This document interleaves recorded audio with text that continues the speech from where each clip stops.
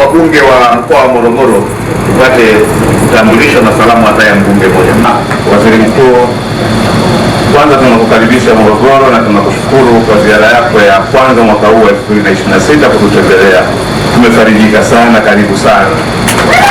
Mheshimiwa Waziri Mkuu, mimi naitwa Zuberi Mfaume, mbunge wa jimbo la Morogoro Kusini, na kwa kweli na sisi tumechangia pakubwa katika kuelekea kwenye mradi huu.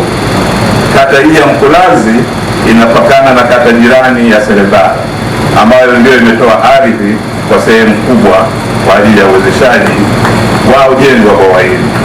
Kuna maombi mawili Mheshimiwa Waziri Mkuu.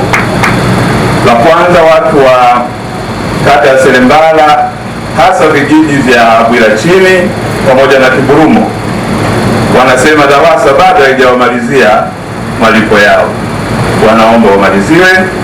Lakini la pili, wamehamishiwa katika mji mpya.